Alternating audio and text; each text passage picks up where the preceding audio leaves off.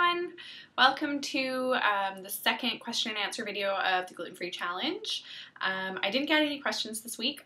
Got a lot of questions this week, sorry, but not specifically for this video. There is a question on the Facebook wall that I'm going to answer separately. So I just thought I would go over my basic health guidelines with everyone, 10 things that I think can benefit everyone, and I will start with a quote that I have on my Nutrista handout, and that is, "It is health that is real wealth, not pieces of gold and silver," and that is from Gandhi, and I just think that that is such an amazing thing to remind yourself, really what is more important than a healthy body. I don't know if there is. So number one on my 10 guidelines is drink water. This is something that I probably recommend to every single client that I have. I think that it's underrated. Water is something that is neglected a lot of the time. We drink other fluids. We think that, you know, there's water in coffee, so you're getting water that way. It doesn't work that way. You need plain water. Not bubbly water, not added anything in it, a little bit of sea salt, lemon, something like that, totally fine, but you need water, like filtered good water. 2 liters a day, I think is a good standard guideline for basically everyone. Everybody has, you know, their own body though, and everybody knows what's right for them.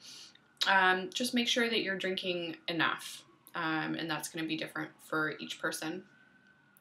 Number 2, chew your food. So this is something that I discussed last week a little bit, and it's just so overlooked, something that we don't pay attention to, and something that can benefit us so much. Chew each mouthful of food until there's no texture left in it. You shouldn't be swallowing chunks of food. That's gonna make your digestive process so much more difficult, and your body's gonna struggle. So, you know, make sure that you're chewing every bite of every meal, make it a habit, and you'll notice a huge difference. Number 3, eat breakfast. Something else that a lot of people actually don't do. A recommendation that I make over and over and over again. It's so simple. We need to eat breakfast. You need to eat breakfast every day. Coffee is not breakfast. Ideally food that you're chewing, not just a smoothie. A smoothie with something is really great, or a smoothie, because some people have a hard time eating something substantial first thing in the morning, so have a smoothie and then have something else a little bit later, totally fine. But find a way, eat breakfast, make it happen. Number 4, supplements and or multivitamin and or green supplement. Supplements are a really individual thing. I think everybody needs a different type of supplement, multiple or single. Find what is missing in your diet or what needs to correct any imbalances in your body, and you know, make sure that you're taking the right thing. Talk to your nutritionist, talk to your naturopath. Probiotics are one of my favorites. I think a lot of us don't get enough positive bacteria in our day-to-day diet. Not many of us eat fermented food on a regular basis, and that's something that I think is really important. So probiotics for any digestive issues, just to have, you know, healthy internal bacteria. Probiotics are a great one. Number 5, eat local and organic. When possible, in season, go to your farmer's market, have a garden in your kitchen. If you don't have outdoor space, sprout. I'll send out instructions on how to sprout, because sprouting is great. You can make miniature gardens in your kitchen. You know, do whatever you can. If it's buying organic when it's on sale because you can afford it, that is great. Do what you can. Think of the Clean 13 and the Dirty Dozen. I'll attach a handout for those as well. Google it if you are not part of this challenge and you're just watching the video. Clean 13, Dirty Dozen. Try to stick to those if you can't afford to buy organic everything.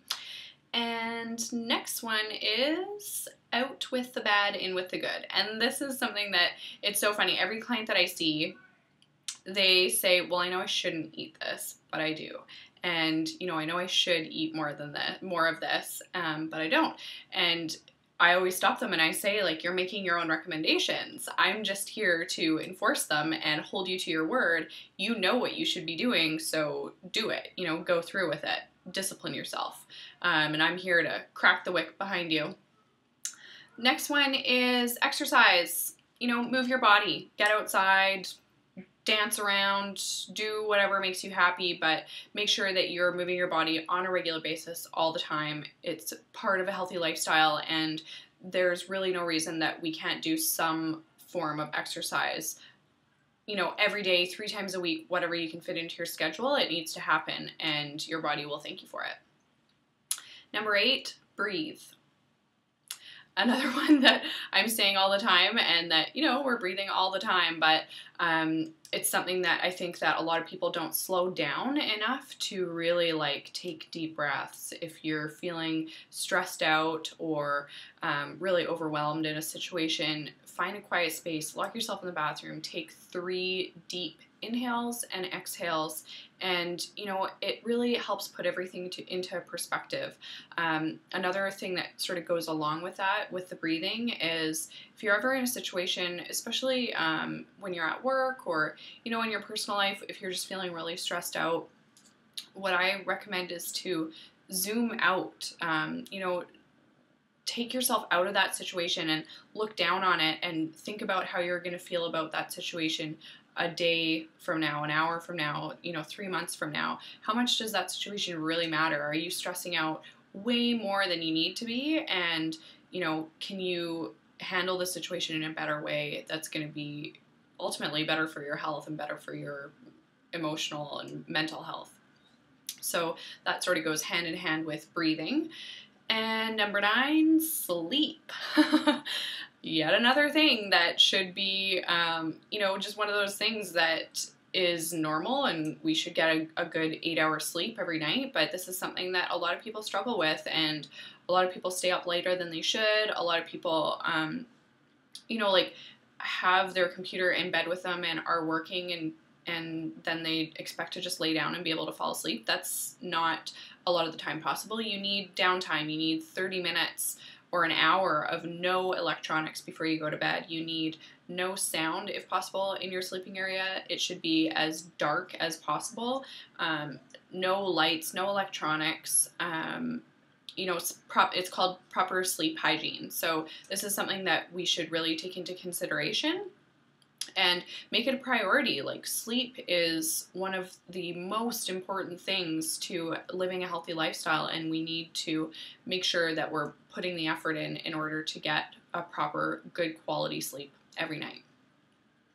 Number 10, be happy.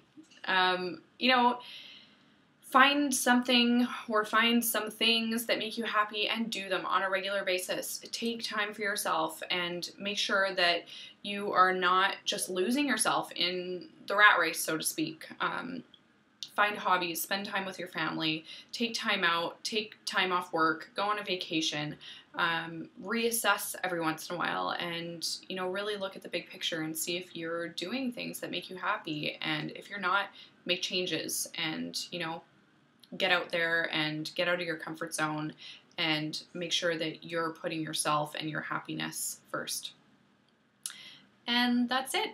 Those are my basic health guidelines, my Nutrista basic health guidelines.